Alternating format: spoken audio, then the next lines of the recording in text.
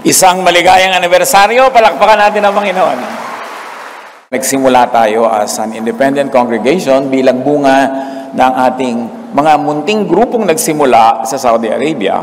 At nung tayo nagsimula, katulad din tayo ng lahat ng mga evangelistic groups, evangelical groups, ang ating mga paniniwala, practices. Kung ano yung inabutan natin na practice nung panahon na yon, and that was 1985. Sa nakaraang 18 taon, nagkaroon po tayo ng dalawang major turning points ng pag-improve ng ating pag-unawa sa kalooban ng Diyos para sa kanyang mga anak. At magkaroon tayo ng mga na-develop na mga pag-unawa, pag-intindi, pagtuturo at practice in our worship and in our spiritual life. Isa dito yung na-develop nating konsepto at katuruan ng cultural redemption. Matagal na ating pinag-aralan, sinuri, at ang naging bunga ng ating turning point on cultural redemption is palayain ang Filipino church sa pagkakakulong sa Western style of worship.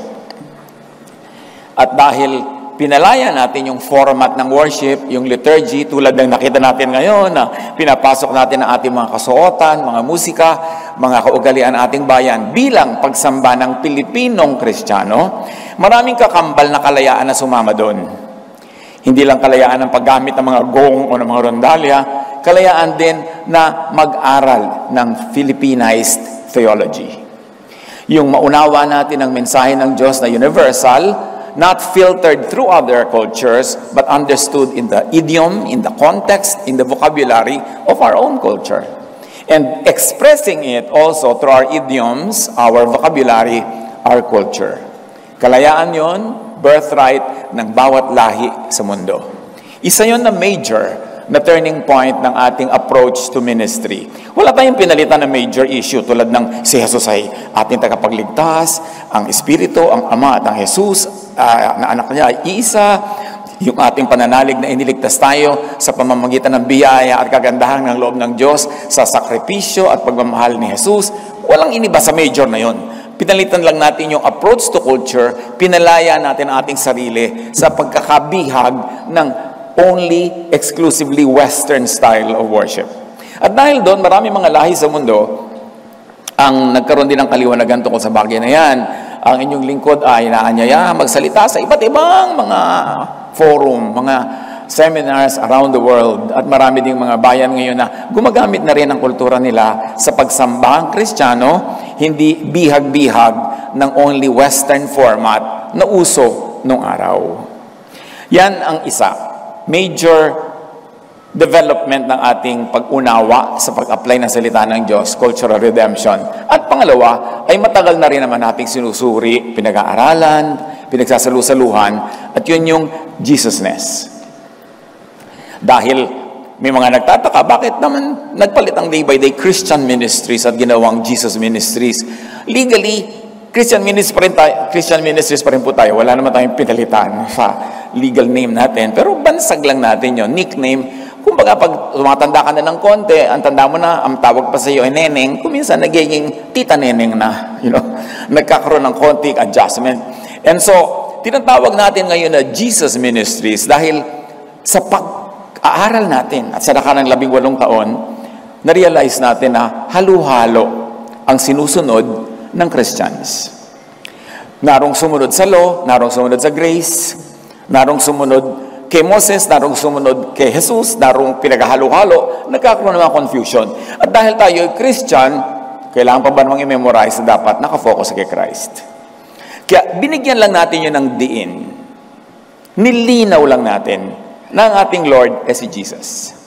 Ang ating Savior ay si Jesus. At ang ating teacher, yung Rabbi, si Jesus.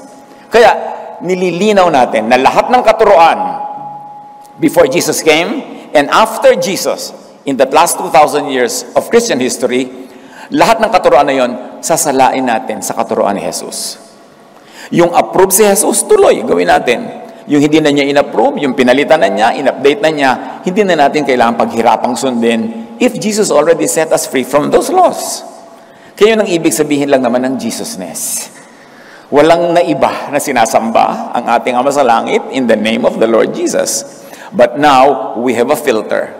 Pag may nagtatalo-talo, nag-aaway-away ng doktrina, Tulad ng babaeng nahuli sa pangangalo niya, gustong batuhin. According to the law, alam natin na hindi pinabato ni Jesus. Ang namayani ay Jesusness. And along that principle, we measure, we filter every teaching kung ano ang attitude ni Jesus doon.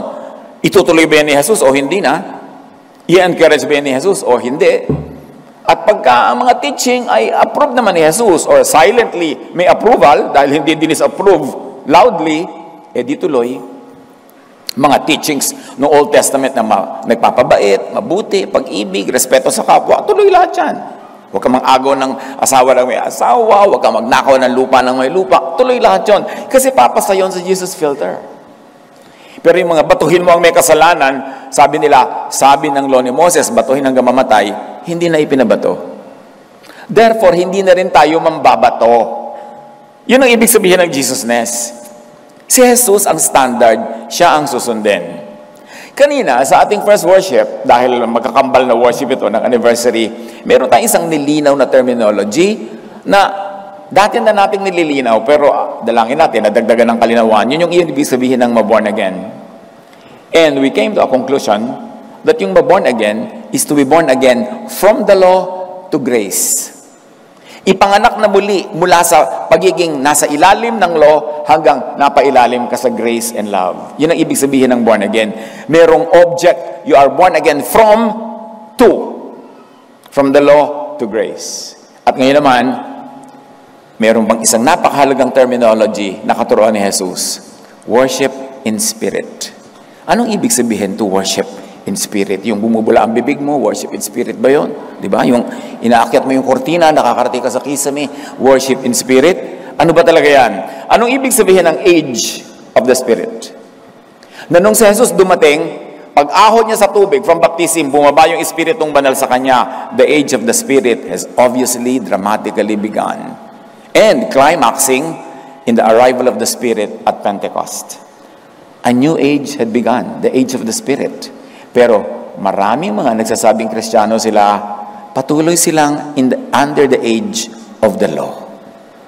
May naiba na. Kung may na born again, na iba ka born again from the law to grace, may na born again din sa age of the Spirit. From what to what? At yan ang ating sisikaping hinga ng kaliwanagan mula sa Diyos. John 4:21-24. Jesus said, God is spirit. So the people who worship Him must worship in spirit and in truth. Ano yung contrast niyan? Because the people in Israel at the time were worshiping in form, in format, in material way. Mga insenso, mga apoy, mga dugo, mga ganyan-ganyan, mga chants. Ang worship nila noon, format, program, ritual. Sabi ni Jesus, no. Things should change. You should now worship in spirit, in truth. Beyond the material expressions that you already see, there must be a high form of worship, and that is to worship in spirit. At yan ang pag-aaral natin ngayon, worship in spirit. Turuan niyo po kami, Ama. Kasihan niyo po kami. Bigyan niyo po kami ng kaliwanagan.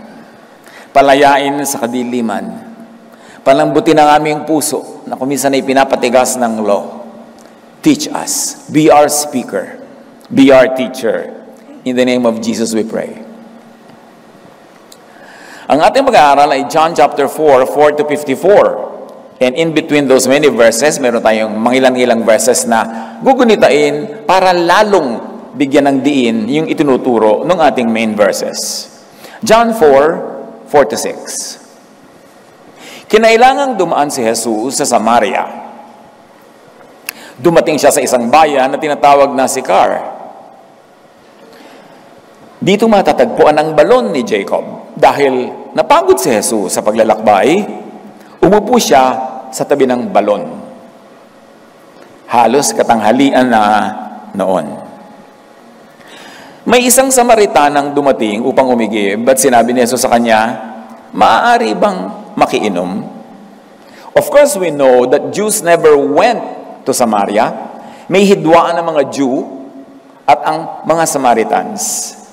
Ang mga Jews ay sumasamba sa Mount Zion, nandun ang templo nila sa Jerusalem, at ang mga Samaritans sa Mount Gerizim sila sumasamba.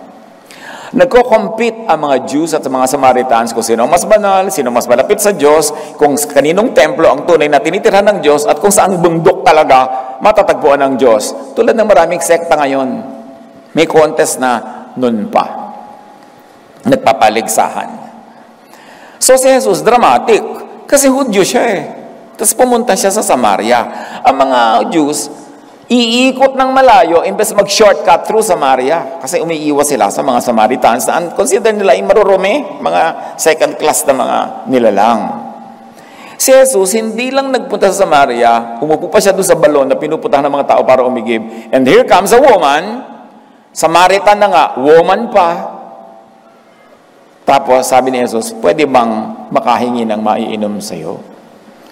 Parang ang daling basahin yan ngayon eh. Pero kung nabubuhay ka noon, napaka-revolutionary niyan.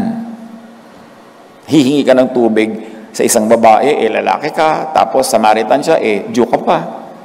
Sinabi sa kanya ng babae, ikaw ay Hudyo, lalaki. At Samaritana naman ako, babae. Bakit ka humihingi sa akin na inumin? Sinabi niya yon sapagkat hindi nakikihalubilo ang mga Hudyo sa mga Samaritano.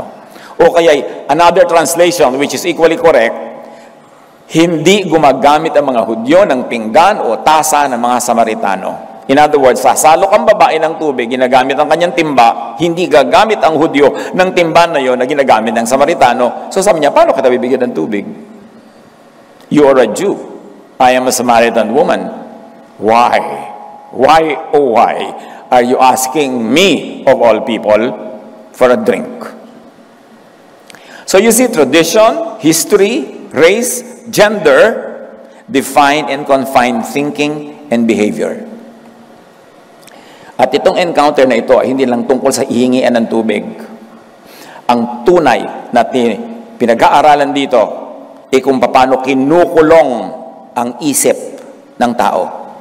Paano kinukulong ng tradisyon, paano kinukulong ng doktrina, paano kinukulong ng kultura at ng mga gender assignments. Di ba? Jesus came to set free. Kaya talaga ang pag-uusapan dito, kulungan. Ano ba ang kulungan sa istoryang ito? Jesus sets free from these prisons and limits, which are really thoughts, mindsets, constructs in the mind. Ang tunay na kulungan ay hindi pader, hindi bato, hindi rehas. Ang tunay na kulungan ay isip. Kaya papalayain ni Jesus ang isip para lumaya ang katawan at ang lahat-lahat. John 4:10, sumagot si Jesus, kung alam mo lang ang kalooban ng Diyos, at kung sino itong humihingi sa iyo ng inumin, ikaw ang hihingi sa kanya at bibigyan kanya ng tubig na nagbibigay buhay. Kala mo naman kung sino ka, tubig mo lang dyan, may botete pa galing sa balon. Kung kilala mo lang ang humihingi sa iyo, hindi ka magsasalita ng ganyan eh. Sa akin ka hihingi ng tubig na hindi lang first class, but super class. Tubig na nagbibigay buhay. Sabi niya, I would give you living water. And this living water could be received only by an open mind, by a new mindset. Kasi paano ka nga hihingi kung yun lang tubig na yun, ayaw mong ibigay dahil meron kayong divide, cultural divide, religious divide. Sabi niya ganun, kung matatawid mo lang yung pader na yan ang utak mo, pupunta ka sa akin, hihingi ka, ang ibibigay ko sa iyo, tubig na nagbibigay ng buhay. Buhay na walang hanggan. Pero para mo makamit yon, dapat tumawid ka sa pader na yan. Dapat lumabas ka sa utak na yan para mo matanggap ang grasyang ito.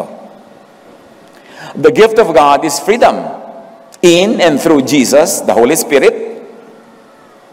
Freedom from confinement and limits set by the Jewish scriptures and law. Bakit pumasok ang Jewish scriptures and law sa usapan? Yun naman talaga, nagli-limit sa kanila eh. Pati mga Samaritan are limited by their scriptures, by their laws. Yun ang nakagapo sila, napipigil sila, nakatali sila. Sabi sa Ephesians 2:14 to 15, Christ gave His own body to destroy the law of Moses with all its rules and commands. Ang linaw.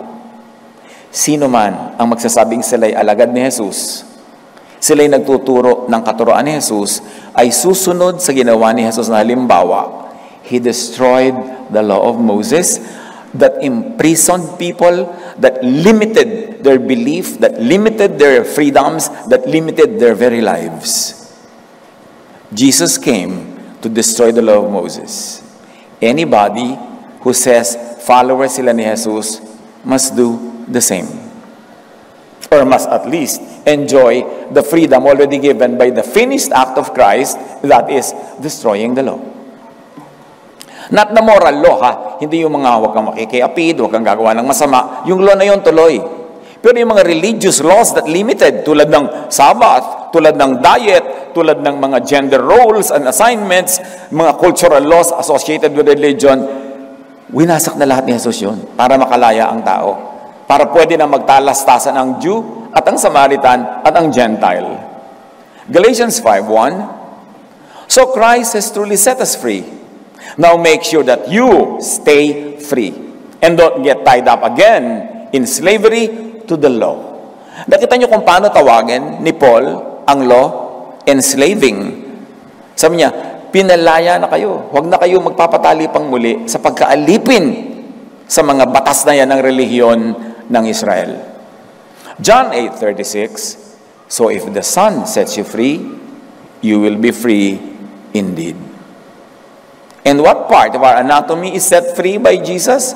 Our brains, our mind, our mindset. Because really, there is only one true prison under heaven. That is the mind. Kaya ang mission ni Jesus, papagliwanagin yung isip, palayain yung isip. John 4:11, sa pagtutuloy ng kwento. Nagsalita ang babae, Ginoo, malalim ang balong ito at wala ka namang pansalok. Saan ka kukuha ng tubig na nagbibigay buhay? You have no tool and you cannot use mine because you're a Jew. I am imprisoned by that thought, and so must you be imprisoned. So there can be no helping between the two of us because we are limited by our traditions, by our scriptures, by our religions. Ang issue is Jewishness, race, religion as limitation. And actually, Jewishness, race, religion are issues of thought. Isip. Anong iniisip mo tungkol sa'yo? Shaped by your religion, by your race. John 4:12, Ang balong ito ay pamana pa sa amin na aming nununong si Jacob, pagyayabang pa ng babae. Dito siya uminom. Gayon din ang kanyang mga anak at mga hayop. Higit ka pa ba sa kanya? Sumagot si Jesus, ang bawat umiinom, ang bawat subscriber ang bawat umiinom ng tubig na ito'y muling mauuhaw. Ngunit ang sino mang umiinom ng tubig na ibibigay ko sa kanya ay hindi na muling mauuhaw kailanman. Ang tubig na ibibigay ko ay magiging batis sa loob niya at patuloy na bubukal at magbibigay sa kanya ng buhay na walang hanggan. Can you imagine that? Ang ibibigay ni Jesus, built-in, dala-dala mo, portable batis. Kahit sa ka magpunta, dala mo. Kahit lumayo ka sa balon, wala kang pansalok, meron ka nun. It becomes a fresh, bubbling spring within them, giving them eternal life. Everyone who drinks this ordinary water, sabi nga ni Jesus, subscribe to this religious idea and belief, will never be satisfied and rested. Pag ipinagpilitan mo yung Samaritanness mo, aking Jewishness, pare-pareho lang tayong mamamatay sa uhaw. Walang masisiyahan. Anyone who subscribes to this religious idea and belief will never be free from having to repeatedly need and draw from deep wells. Actually, malalim yung sinasabi ni Jesus beyond the water na pinag-uusapan nila. Springboard lang yung tubig na yun, pero pumupunta na sa ibang tubig ang usapan. Pagka yung tubig lang na yan, ang aasahan mo, lagi ka lang mauuhaw. Pero kung yung tubig na ibibigay ko, yun ang kailangan mo. Walang uhaw-uhaw. God's gift through Jesus is living water within, from within. Therefore, it is internal, it is personal. Balong ng tubig ng buhay mula sa loob, mula sa kalooban. Hindi galing sa ilalim ng lupa, hindi galing sa bundok, hindi galing sa templo, hindi galing sa relihiyon, nasa kalooban. Ang laki ng nakataya sa usapang ito. Pati yung mga religious sentiments sila nakataya. Kasi lahat yon mabubuwag kung maiintindihan ng nakikinig kung ano ang tubig na tinutukoy ni Jesus. Luke 17:20-21. Some of the Pharisees asked Jesus, when will God's kingdom come? So iniisip nila external yung kingdom, darating from far away to near, from outside to inside. Jesus answered, God's kingdom is coming, yes, but not in a way that you can see. People will not say, look, God's kingdom is here, or there it is. No. God's kingdom is here with you. Within you, inside you. Yan lahat ang tamang translation ng with you, within you, inside you. Ang kaharian ng Diyos ay nasa inyo. Imagine, mga kapatid, kung anong kahulugan ito, that the kingdom of God is inside you. Ano ang magiging kahulugan nun sa pakikipagrelasyon mo sa templo, sa relihiyon, sa mga religious leaders, sa mga religious verses, religious traditions? Yung pala nasa iyo, nasa loob mo yung kingdom of God. Ba't mo kailangan kumuha sa labas? Life within, life from within. Wala sa labas. Huwag umasa mula sa labas. Huwag umasa sa iba. Not in temples, not even in corporate religions. Kaya galit yung templo kay Jesus Mawawalan sila ng business. Acts 17:24, ang Diyos na gumawa ng sanlibutan at lahat ay hindi naninirahan sa mga templong ginawa ng tao. Sino man na magsasabi sa inyo, magpapagawa tayo ng bahay ng Diyos, inuutulang kayo para kayo mag-donate. Walang bahay ang Diyos. Hindi kailangan ng Diyos ng bahay. Neither does God live in physical idols or bring it higher in conceptual idols or doctrines made by man. Hindi nagtitira at hindi nako-confine ang Diyos sa templong physical, sa image o idol na physical, at hindi rin siya nakukulong sa mga constructs, sa mga doctrines, sa mga theologies. God is above and beyond all that. Hindi ka pwedeng makaimbento ng theology na nailagay mo yung Diyos sa loob. Hindi mo siya mapagkakasya. 1 Corinthians 3:16, don't you know that you yourselves are God's temple? And that God's Spirit dwells in your midst or in you or within you? Kayo'y templo ng Diyos at naninirahan sa inyo ang Kanyang Espiritu. Namnamin nyo kung anong kahulugan nun. Tayo ang templo. Naninirahan sa atin. Kaya meron tayong batis sa loob na kusang bumubukal. God's gift through Jesus is living water, welling up to eternal life. Meaning freedom from eternal death, from spiritual hunger, thirst, freedom from food.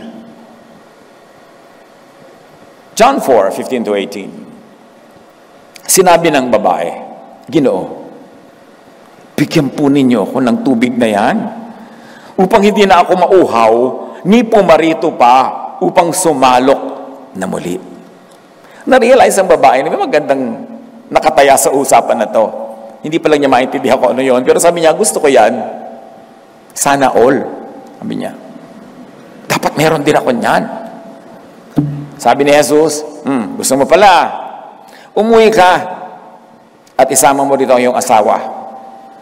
Wala akong asawa, sagot ng babae. Sinabi ni Jesus, tama ang sinabi mong wala kang asawa, sapagkat 5 na ang iyong naging asawa. At ang kinakasama mo ngayon ay hindi mo asawa. Totoo nga ang sinabi mo. Hindi naman siya minamarites ni Jesus, Nagpapakilala lang si Jesus. Kaya sabi ng babae, Ginoo, palagay ko isa kang propeta. Kasi nalaman ni Jesus yung si Jesus lang dapat ang makaalam at siya lang, pero alam. Kaya inungkat ni Jesus to para magpakilala siya. Alam ko nangyayari sa buhay mo. Alam ko kung anong dapat mong malaman at alam ko kung anong tunay mong kailangan. Kaya sabi niya, propeta yata kayo. Diba? The woman's need for water, also her other needs, her needs for a husband or husbands were insatiable. Hindi masyahan, kaya nakakalima na. Maganda yung metaphor kasi kahit isang drum na tubig ang makuha niya, isang vapor na tubig, hindi pa rin siya masisyahan. Kaya ginagawa ni Jesus yung parallelism. Yung tubig na yan, hindi ka masisyahan. Tulad ng hindi ka nasyahan sa mga lalaking nagdaan sa iyong buhay. Kasi hindi naman talaga yan ang kailangan mo At yung ibibigay ko sa iyo, yun ang kailangan mo, kaya yun ang pag-usapan natin. Bini Jesus. Hindi naman siya sinusumbatan o sinusurot sa kanyang mga naging panlalalaki. Her means, her tools, meaning ordinary water, and husbands as well, do not truly satisfy, are transient. So now, naihanda ni Jesus yung puso ng babaeng makinig. Kasi naungkat na niya yung pinaka-sensitive na bagay sa kanyang buhay, na ngayon ay tinanggap na niyang propeta po kayo. Ibig sabihin, maniniwala ako sa sasabihin niyo. John 4:20, ibinalik na naman ng babae ang usapan sa hidwaan. Contest na naman. Dito sa bundok na ito, sumasambang sa Diyos ang aming mga ninuno. Ngunit sinasabi niyong mga Hudyo, na sa Jerusalem lamang dapat sambahin ng Diyos.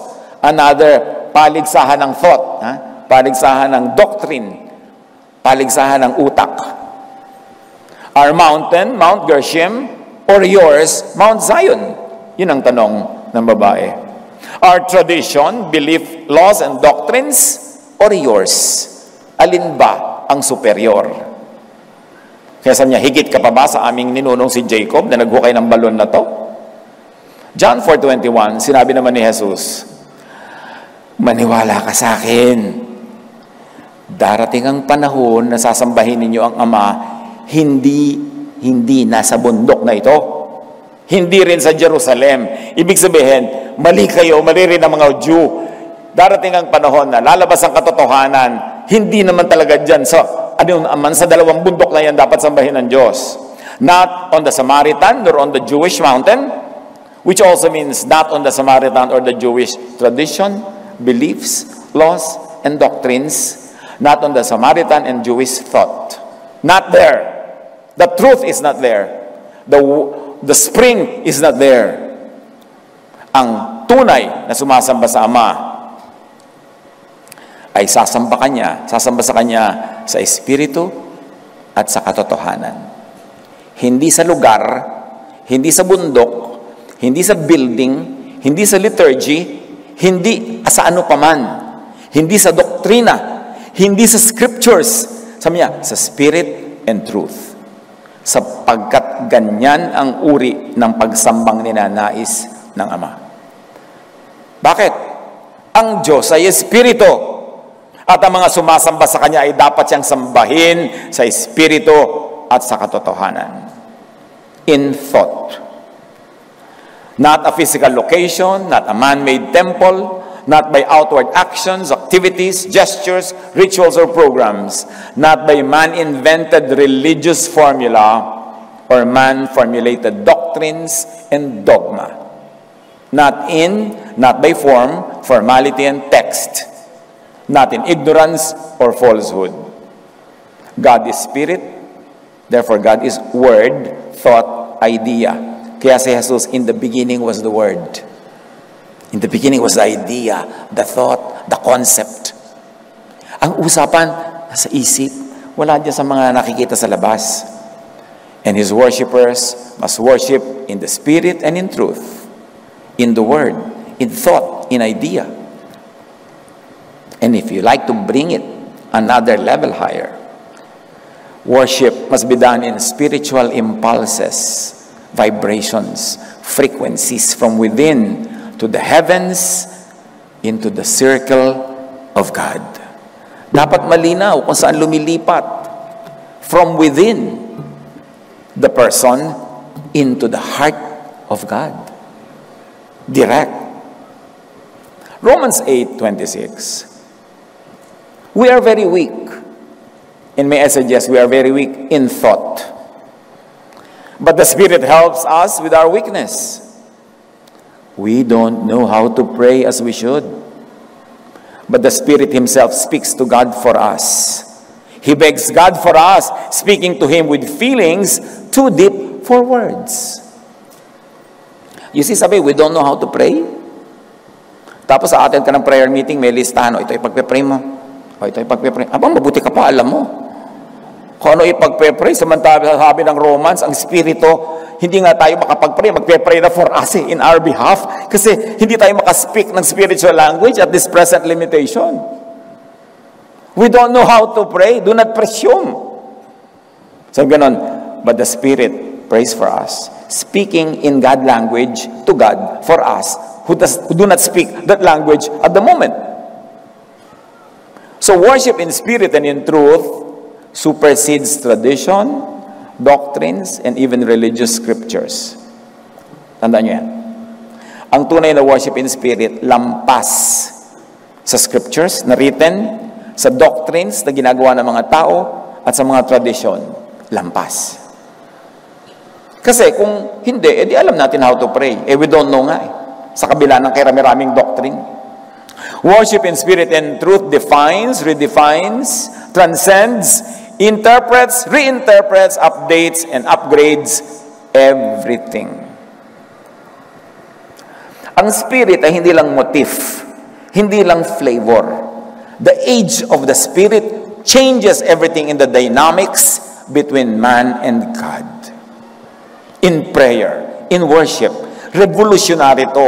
Buong superstructure papalitan. Hindi lang konting dagdag dito, change of color and motif there. Hindi ganoon ang pagdating ng Spirit. Dapat merong malaking maiba.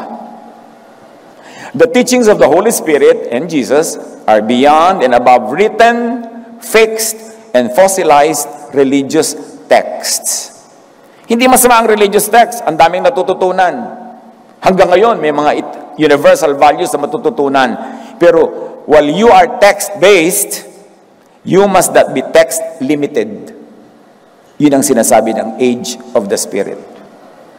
Tapos na ang age of Scripture carved in stone. Dahil ibibigay na ng Diyos ang Spirito directly to people. Bypassing stone, bypassing temple, bypassing religions, direct to the hearts of people. Siyempre, ayaw ng religion yan kasi nawawalan sila ng franchise, nawawalan sila ng power, nawawalan sila ng control. Ayaw nila yan. Kaya galit sila kay Jesus. Listen and give priority to the Holy Spirit as teacher and guide above written and set religious texts. Kasi kung mayroong isang tunay na napakalaki ring kulungan, yun ang kulungan ng written text. Parang, hoy, bakit ka mag-aadobo? Anong verse ang nagsabing pwede kang mag-adobo? Talaga, kulungan ko yung verse. Hindi ako talaga pwede magpaksiw dahil wala sa Bible yun. Ang dami-daming tao nakakulong doon sa scripture, sa words. Remember, ibinigay yan sa specific people, the Jewish people, at specific times in their history. Kaya kahit ngayon, iba na rin yung text nila Hindi na yung nung unang-una pa, kasi naiba na rin yung culture nila. Yung mga laws, na iba-iba rin. Katulad ng mga laws ng bayan, pinapalitan, nagkakaroon ng constitutional amendments, ganun din ang Jewish law. Tapos ikaw naman, nakikibasa ka lang nung law na ibinigay sa kanila, hindi naman sa'yo, ibinigay nung unang panahon, hindi naman ngayon. Tapos kung ano yung nababasa mo na ibinigay sa kanila nung unang panahon, yun ang gagawin mo ngayon. Di nakukulong ka. Kaya gusto ni Jesus, lumaya ka dyan. John 16:13, but when He, the Spirit of truth, comes, He will guide you into all the truth. Namnamin nyo to. Kausap na dito ni Jesus, mga Hudyo na nakalubog sa law, ang daming scripture, ang dami-dami nilang mga alam, ang dami-dami nilang mga katuroan. Pero sabi ni Jesus, When the Spirit comes, He will guide you into all the truth. Anong ibig sabihin? Nung panahon pala na yon, in spite of the religiosity, wala pa pala, hindi pa pala all ang truth nila noon. Kasi kung all na yung truth nila, bakit pa sasabihin ni Jesus na when the Spirit comes, He will guide you into all the truth? So pagdating talaga ng Spirit na yon, may mga ituturo siyang wala dun sa body of truth na alam at pinaniniwalaan at pinapractice ng mga Hudyo. Ibig sabihin, when the Spirit sets you free, it sets you free from the confines of the Scripture. Yung mga hindi pa nila alam doon, di pa itinuro doon, ituturo pa ng Spirit. So bakit mo ngayon ikukulong ang sarili mo doon, samantalang ilalabas ka nga doon para i-guide ka into all the truth. John 16:13, He will not speak on His own, He will speak only what He hears. So this is a direct message from God, not via official religious texts. Addressed to the new creation, the new person, the born-again person, to the new mind, the new receiver. Binanggit ko kanina sa ating first worship that the mind is not a factory of thoughts. It is a receiver of thought. Kaya yung mind mo, pag na-born again, tumanggap kay Jesus, nagkaroon siya ng bagong frequency, nagkaroon siya ng bagong capacity to understand, nagkakaroon siya ng bagong capacity to understand messages from God, from the heart and mind of God. Napansin nyo ba, kung minsan nagpa-problem solving kayo, isip kayo ng isip, hindi nyo naman ma-solve. Pero minsan, nagsasabon lang kayo, nagtatanggal ang mga libag-libag, biglang, pumasok yung solution sa utak nyo. Hindi nyo naman talaga inisip. Siyempre, wala namang kinalaman sa libag yun. Ang point, ipinagkaloob. Ang utak natin, kaya ibinigay yan ng Diyos, hindi para ka mag-isip sa sarili mo, para ma-receive mo ang sinasabi niya sa iyo ng buong linaw. Ang isip na yan, para makatanggap ng new message sa new age of the Spirit, kailangan siya maging new heart. Kaya sabi, I will remove your heart of stone and give you a heart of flesh. Kailangan ma-born again yung utak mo, mapalitan ng frequency, ma-upgrade ang kanyang mga specs para makatanggap siya ng mga leveled up impulses and messages. Mangyayari lang yon pag tunay kang born again.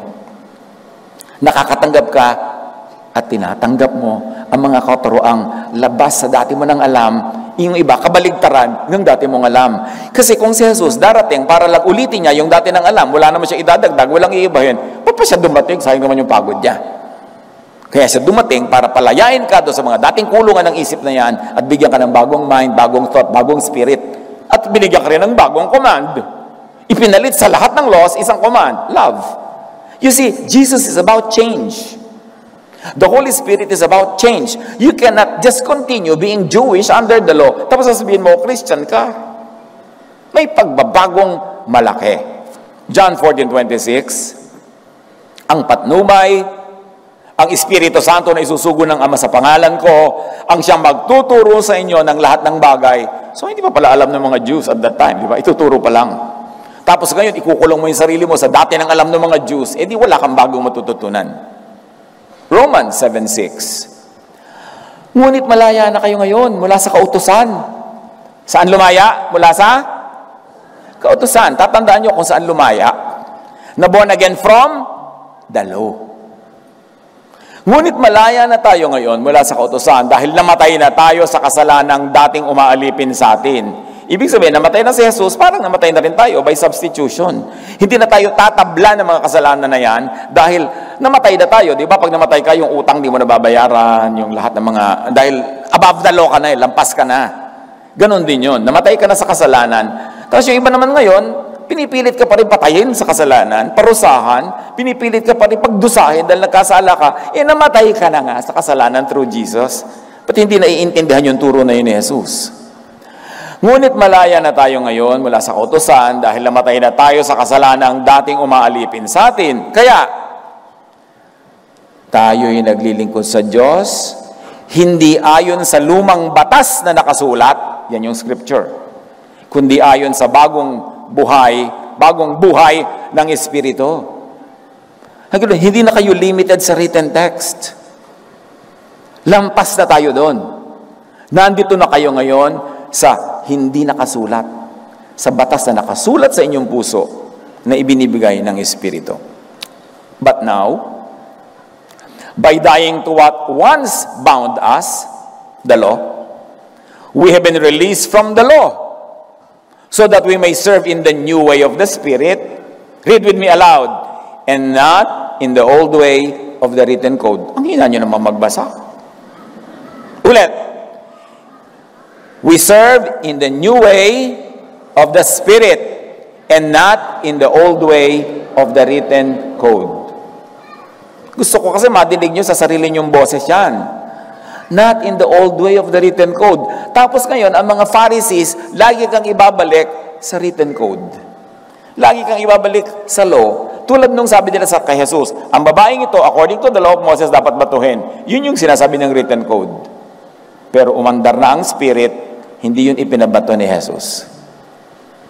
Apply nyo para pakinabangan natin yung dinala ni Jesus. The new way of the Spirit instead of in the old way of the written code or the old scriptures. Loyal tayo kay Jesus. That loyalty is above our loyalty to any religious text, to any tradition, to any format of religion. Huwag pakulong, palimit, patali sa texts, sa verses, sa creeds. Ginawa lang yung mga yan to control. Sa statements of faith na ginawa lang ng tao. Sa vocalized teachings in oral traditions. Sa laws carved in stone. Yung hindi mapapalitan, nakauka sa bato. Mamatay na tayong lahat, susundin natin kasi nakasulat sa bato. Huwag pakulong sa mga batas na yan, written on paper or any medium, or celebrated in ritual and tradition. The age of the Spirit, the age of Jesus says, give space to personal, new, unprecedented, out-of-the-box revelations, teachings, guidance, inspirations, thought of the Holy Spirit. The Holy Spirit is teacher beyond, above traditional religious writings and verses. Huwag kayong pakulog sa mga taong, may verse ba, may basis ka ba dyan, ang kama mo, bilog. Pati karte ng kama ko, hahanapan ko talaga ng verse, sister. Pero meron talaga ganda na bubuhay. Kulong na kulong, wala ka nang pwede gawin kung hindi sinabi ng verse. Pinalabas ka na nga doon para ka lumaya. Hindi ka naman pinalabas para magwala, para gumawa ng lahat ng mga kasamaan. No. Kundi para lalo kang bumuti. Para lalo kang maging katulad ni Jesus. At para lumaya ka, ma-enjoy mo yung buhay na ibinibigay ni Jesus. But when He, the Spirit of truth, comes, He will guide you into all the truth. He will not speak on His own. He will speak only what He hears. And He will tell you what is yet to come. Sa age ni Jesus, hindi ba sabi ni Jesus, and then the end will come. The end of the temple yon. The end of the age of the law will come. Pag sinabi ni Jesus, it will happen, I'll be with you until the end of the age. Hindi end of the planet yon. Hindi end of the world. End of the age of the temple. End of the reign of the law. I will be with you to usher you into the new age of the Spirit of freedom and love. Hindi sapat sobrang manindigan at magbatigas sa mga traditional beliefs, hindi dapat. And practices. Kasi sabi nga ni Jesus, hindi pa yun all truth. Sabi niya, the Spirit will reveal to you all truth. So, ibig sabihin, yung body of knowledge sila at that time, hindi pa yun all. May kulang. The Holy Spirit will not speak on His own, unlike Israel's religious teachers, but speak even from a higher and the highest authority. Not from human institutions that they have, but from heaven. Tapos i-ignorin mo. Lahat ikukulong mo na naman sa verses. Walang nangyari. The Holy Spirit will speak of things the Israelites had not even heard before. From the religious authorities, traditions, and doctrines. So huwag pakulong sa isip, sa utak, sa belief ng ancient Israelites. Hindi tayo limitado sa naging limitasyon nila. Hindi tayo inuutusang ikulong ang sarili natin sa mga naging kulungan nila. Dinala na ni Jesus ang mga Israelita to a new age of the Spirit and freedom. Tapos yun naman mga non-Israelites who were never under the law, nung naging Christian, doon pa nagsalim pusa, doon pa nagpailalim sa law. Yun ang mga Jews, pinalaya na ni Jesus sa law, ikaw naman na hindi Jew, sasali ka pa. Ano ba naman yun? Konting pag-iisip. Jesus teaches the truth unheard of by ancient Israel, far beyond what Israel had already heard, to be taught by the Holy Spirit, no less, coming from God directly, has yet to come, but was coming soon. Of course, that was said 2,000 years ago. Therefore, Israel and all believers had better be ready to hear new things. Israel and the non-Israelite believers of Jesus had better be ready to hear new things unheard of in the Jewish scriptures. Malinaw ba? Kailangan ready ka na makarinig ng bago, ng iba, ng nasa labas, ng kinaugalian ng Israel. Mark 1:27. Kaya nga pagdating ni Jesus, na obvious na yon. Ang lahat ay namangha, kaya't sila'y nagtanungan sa isa't isa. Paanong nangyari yun? Ito'y isang kakaibang katuruan.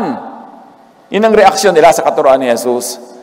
Makapangyarihan niyang nauutusan ng masasamang espiritu at sumusunod naman ang mga ito sa Kanya. Proof of genuineness. You see, ang katuruan ni Jesus ay kakaiba, bago. Hindi repeat nung luma. Kaya kung ikaw, tunay kang nananalig kay Jesus, huwag kang matakot sa bagong karunungan, sa bagong kaalaman, dahil yun talaga ang dala niya. Hahanguin niya ang Israel sa mga lumang kaalaman na nagkukulong sa kanila. Therefore, Israel had better be willing to obey, to hear new teachings, and able to change their minds, their thoughts, their beliefs. Ang tunay na conversion ay hindi nagpabautismo lamang. Hindi nag-join ng isang church lamang. Ang tunay na conversion is change of mind. About what? About the law. About God's love. From judgment to grace. From harshness to love. Dapat change of mind. Romans 12:2. Hayaan ninyong baguhin ng Diyos ang inyong pag-iisip upang maunawaan ninyo ang kanyang kalooban.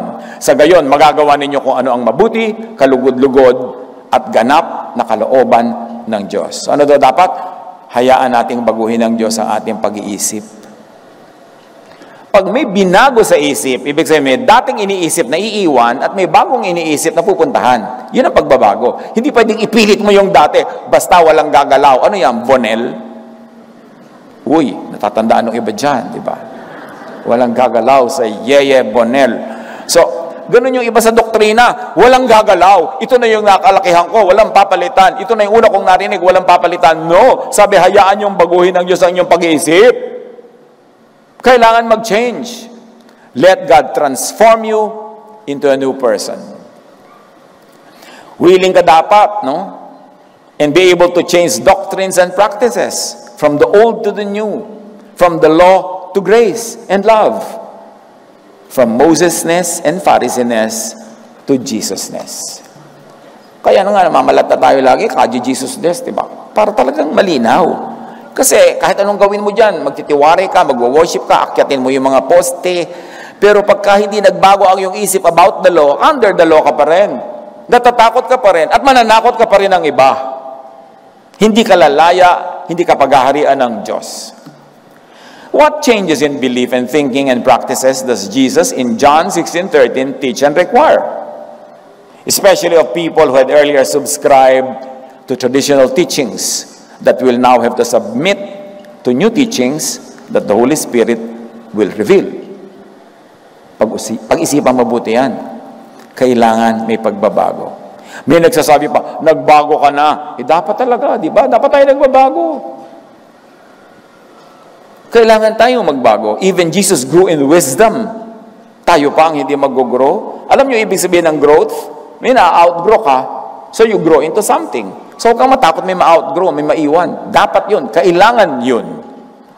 Jesus sets free from the bounds of written religious texts Now, that is a major enlightenment. Kailangan natin pag-isipang mabuti yan. Hindi natin binabaliwala ang written religious text, pero hindi tayo nagpapalimit doon. Dahil merong leading ang Holy Spirit outside of it. Listen and give priority to the teachings of Jesus as teacher and guide above written verses.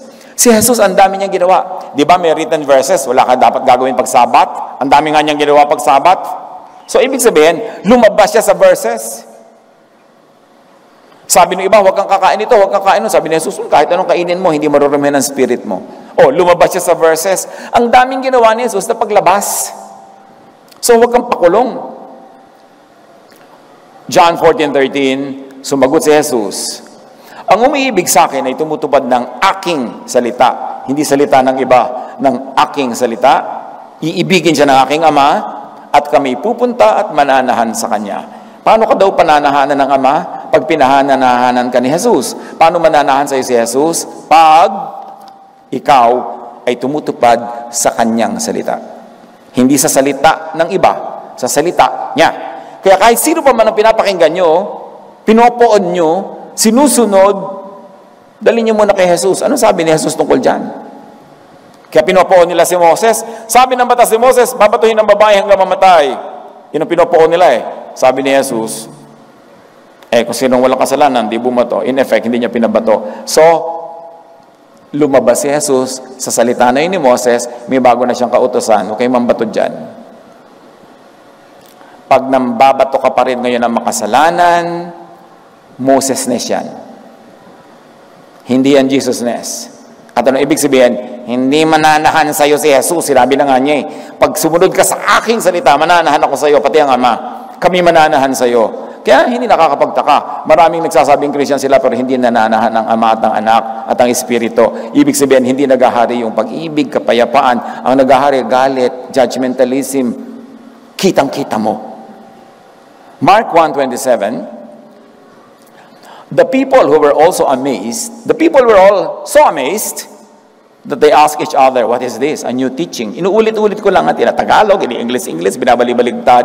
Gusto ko pa nga sanang ibikol, pero hahaba. A new teaching and with authority. He even gives orders to impure spirits and they obey Him. So mayroong proof of heavenly authority ang paglabas ni Jesus sa scriptures. Mark 6:34, pagbaba ni Jesus sa bangka, nakita niya ang napakaraming tao. Nahabag siya sa kanila sapagkat para sila mga tupang walang pastol.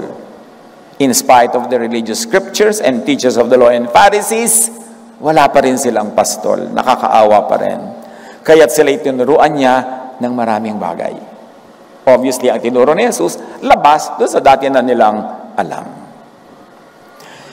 Jesus sets free from the bounds of traditional interpretation of scriptures. Jesus does not set free only from the texts. Jesus also sets free from the traditional interpretation of those texts.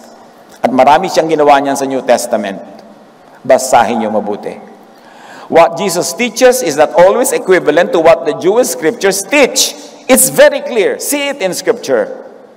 What Jesus teaches is not always equivalent to how the Jews interpreted their own scriptures.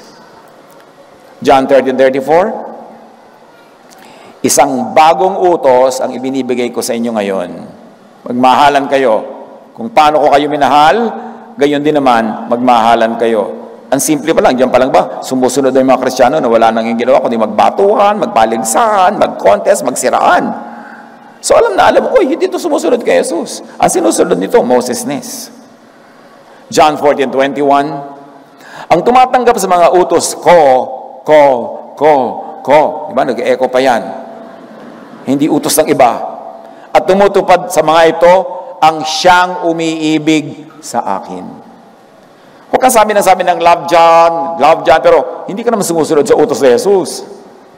Ang umiibig sa akin ay iibigin ng aking Ama. At iibigin ko rin siya, at ako'y lubusang magpapakilala sa Kanya. So, paano magpapakilala sa iyo si Jesus?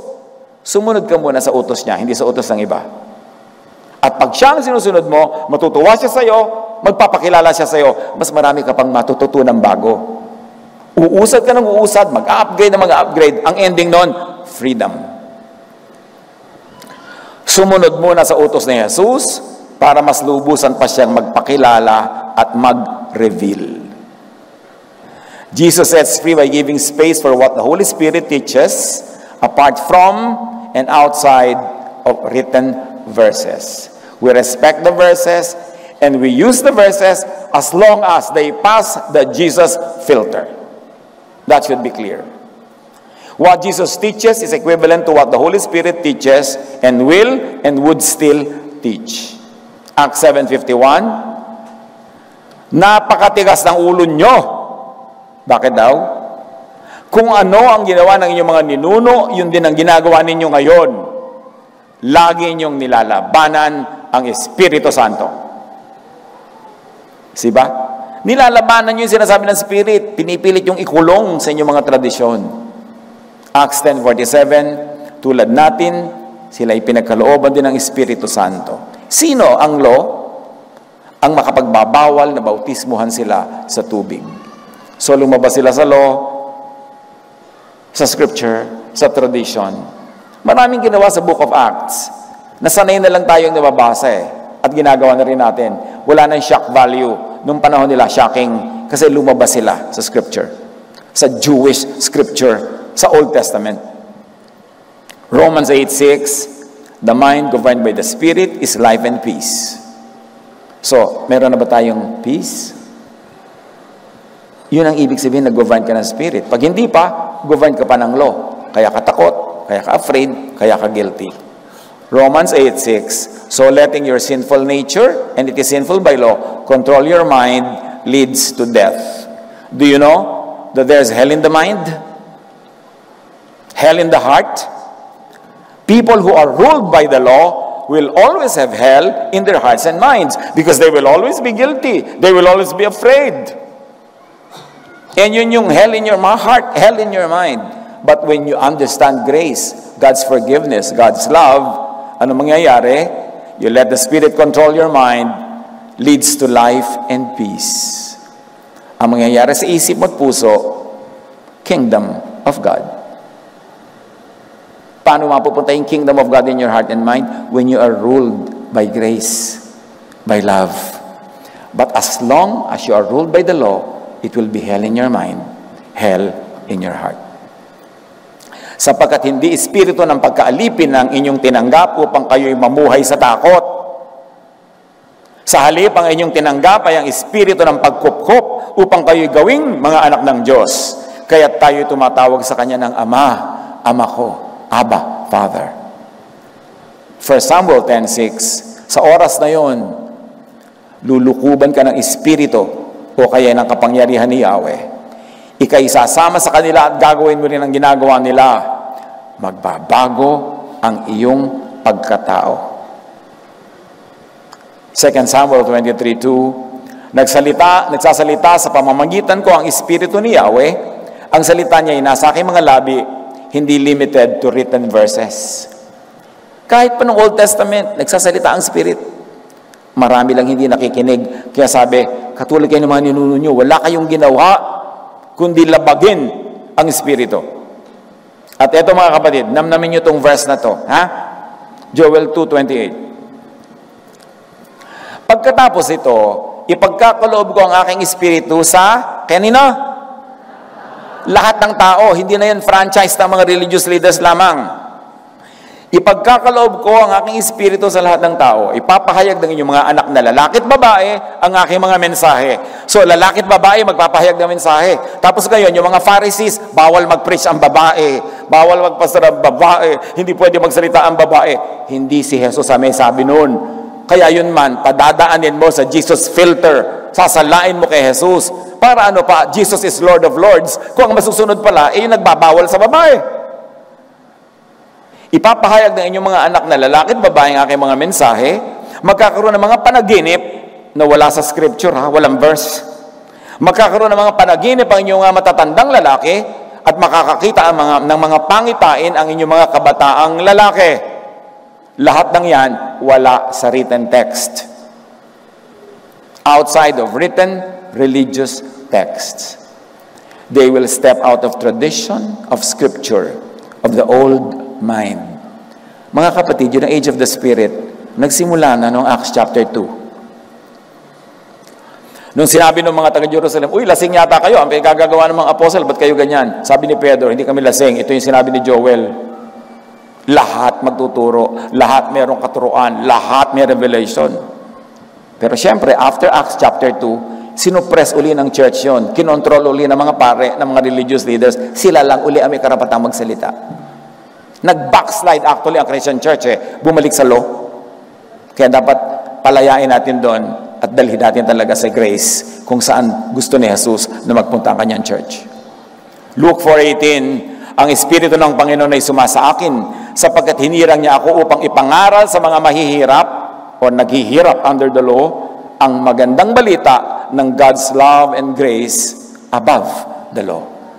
Isinugo niya ako upang ipahayag sa mga bihag ng law na sila'y lalaya by grace at sa mga bulag dahil sa madilim talukbong ng law na sila'y makakakita.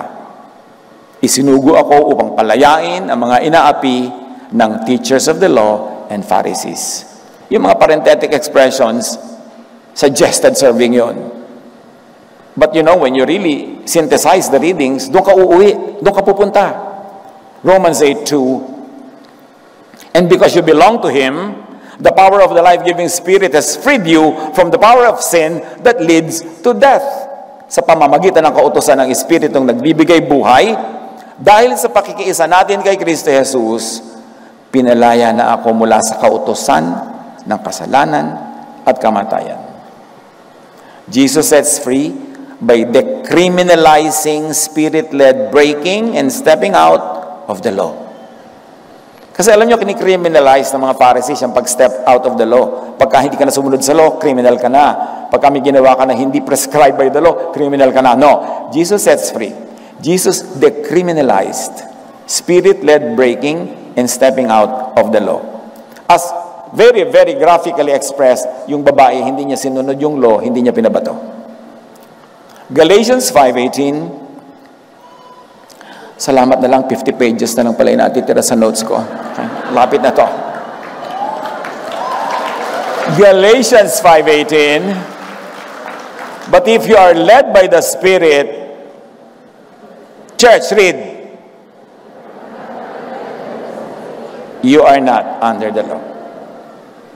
Tiyakin nyo lang na Holy Spirit, baka naman Spirit of the glass yan, no? Marami naman mga Spirit of the bote, tiyakin nyo lang Spirit na Holy. Ibig sabihin, wala siyang ipapagawa sa inyo na hindi sangayon sa pag-ibig, kabutihan ng Diyos expressed in Jesus. Jesus pa rin yung filter. Para may protection ka rin kung ano-ano Spirit ang maisip mo dyan. But if you are led by the Spirit, you are not under the law. Halimbawa, sabi ng napakahigpit na church, walang a-absent na Sunday school teacher, 52 Sundays a year. Dapat nandito kayo, bumiyak man ng lupa, kumidlat, di ba, magka-tsunami, magkaroon ng earthquake, magturo kayo dyan. Eto ngayon yung lola mo, nagtatampo sa'yo, naglalambing, taga-malayo, po, hindi mo na ako dinadala, wala nung na-born again ka. Led ka ngayon ng Spirit, pupunta mo yung lola mo, nalagihingalo na nga, di ba? Sasabihin mo doon sa iyong mahigpit na teacher, na superintendent, absent muna po ako sa Sunday, pupunta ako sa lola ko. No! The Sunday is for God. Diba? The whole of it. Hindi lang 1 hour, 1 whole day. Yun yung law. But if you are led by the Spirit, you are not under the law, umabsent ka. Puntahan mo yung lola mo. Kasi inaalipin ka lagi ng church, kahit naghihingaluan ka mag-anak, ikakasalang pinsan, ililibing ang lola, hindi ka pinapa-attend. Kahit naman magturo ka na magturo, pareho pa rin yung mga marites, hindi rin naiiba. You are not under obligation to the law of Moses. Lalo naman sa law of the Pharisees. At lalong-lalo naman hindi sa law of modern-day Pharisees. Kung pinapatubayan kayo ng Espiritu, wala kayo sa ilalim ng kautusan. Paano po yan, Pastor? May picnic yung office namin, nandun yung gwapo. Sunday. O ano ba? Kanino spirit ba yan nangungusap sa'yo? Diba? Di makinig ka. Baka naman mapagsarhat ka na ng langit, di umabisit ka ng isang araw. Ano ba naman yon? Magsasara ba yun, church, dahil lang pumarada ka sa harap ni Gwapo sa picnic? Pero i-demonize siya ng mga Pharisees.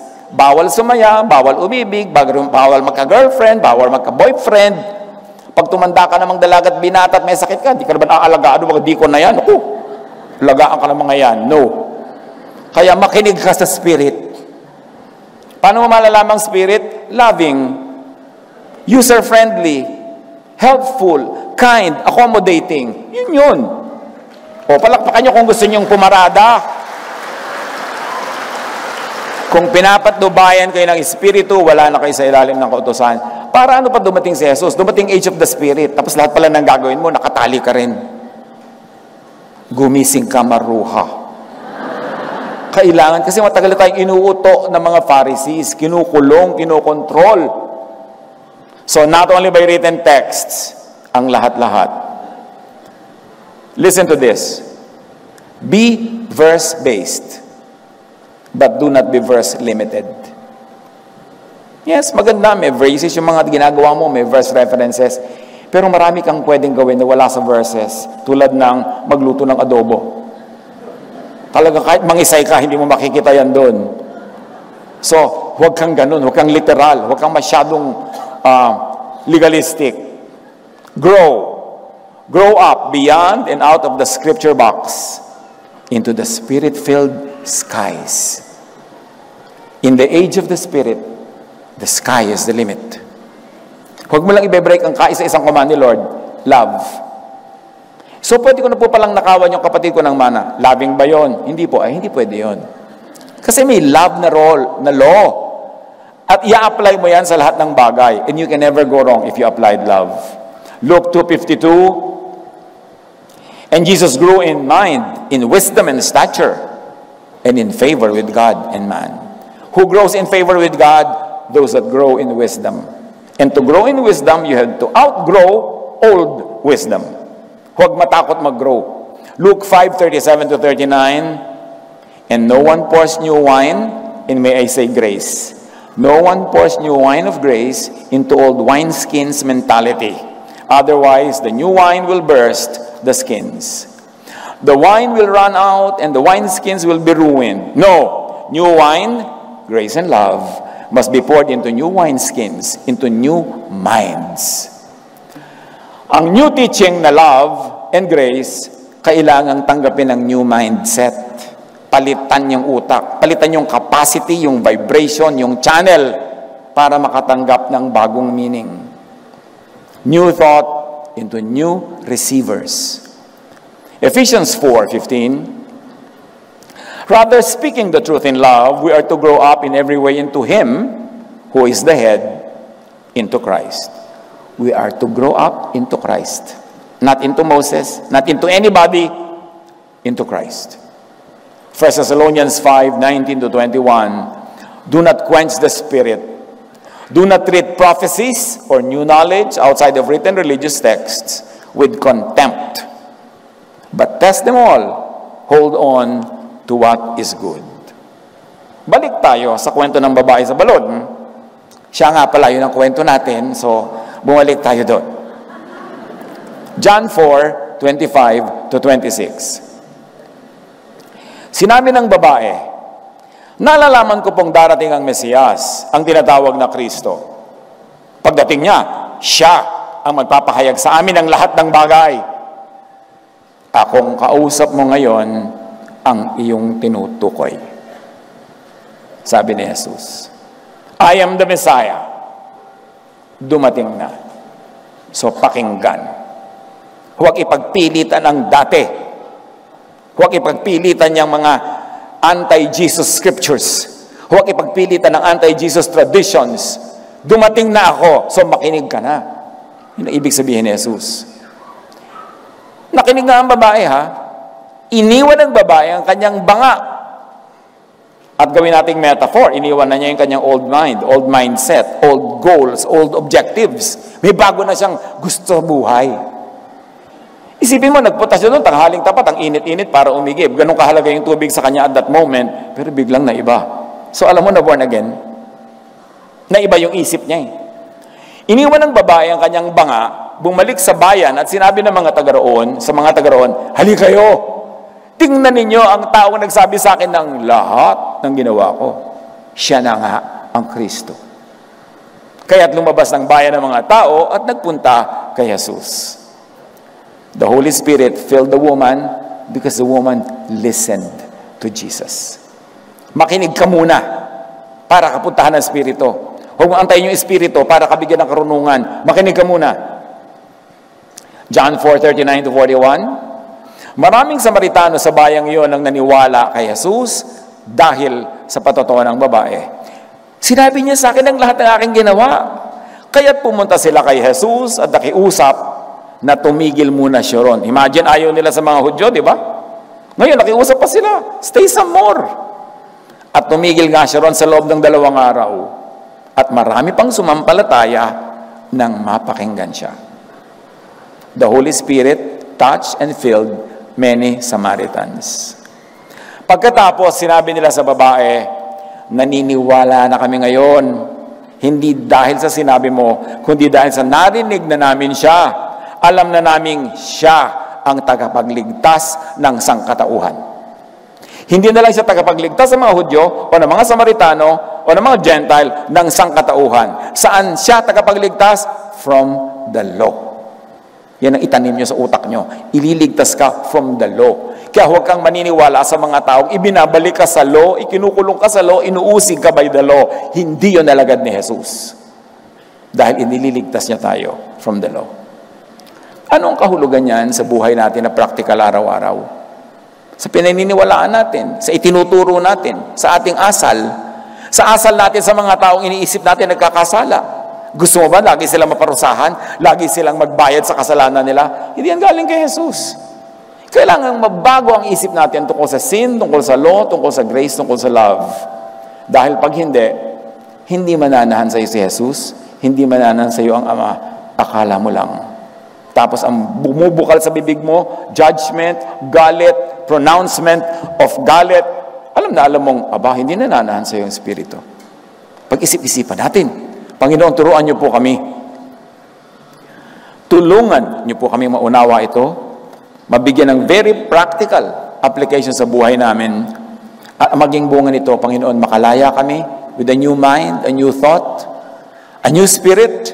At kami man maging agents of freedom, makapagpalaya rin kami sa iba. Pagbulay-bulayan natin sumandali ang kahulugan nito sa ating daily lives.